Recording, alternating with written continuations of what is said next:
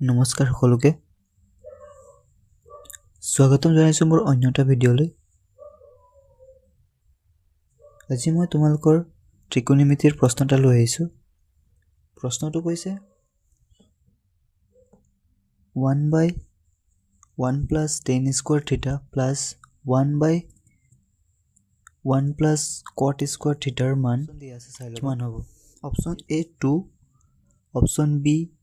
half option C 1/4 option D 1 অপচনৰ ভিতৰত কোনটো হ'ব যোনে জানা কমেন্ট কৰি জনাবা আৰু যোনে নাজানা চাই লবা এবাৰ কেনেকৈ কৰিব লাগিব যেহেতু আমাক দিয়া আছে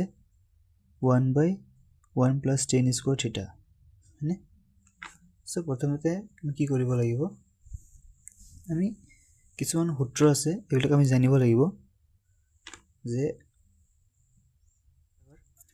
কেনে কৰিব লাগিব so 1 plus tan square theta plus 1 plus cot square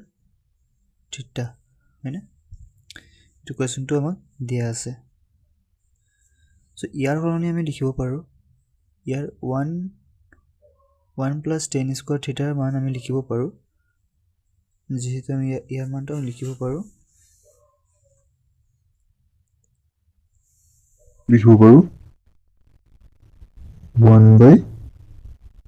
1 plus tan square theta ৰ মান আমি লিখিব পাৰো sec square theta plus আকৌ চোৱা ইয়াৰ মানটো চোৱা 1 plus cot square theta ইয়াৰ মানটো আমি লিখিব পাৰো cosec square theta হয়নে cosec square theta লিখিব পাৰো আকৌ চোৱা আৰু এটা সূত্ৰ আছে যেহেতু 1 by cosec square theta ৰ মান আমি কি লিখিব পাৰো cos square theta হয়নে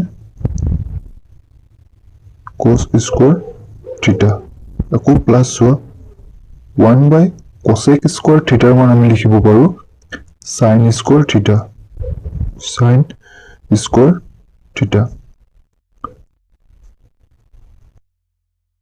এতিয়া চোৱা এটা সূত্ৰ আছিল সবে মনত থকা সূত্ৰটো হৈছে ইয়াতে কৈ দিছো এইটো সূত্ৰ ক্লাস 10 ৰ কিতাপত ট্ৰাইগনোমেট্ৰি বুলি চেপ্টাৰ এটা আছে তাতে তোমালোকে ধুনীয়াকৈ পাই যাবা তাত সকলো ধৰণৰ ট্ৰিগনোমেট্ৰিৰ সূত্ৰসমূহ দিয়া আছে চাই ল'বা এইটো হৈছে cos square theta plus sin square theta is equal to আমি 1 লিখো তেতিয়াহ'লে চোৱা cos square theta plus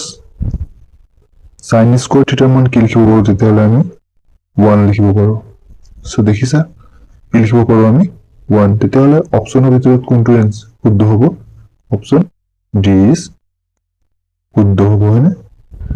answer কি হ'ব D is correct 1 is correct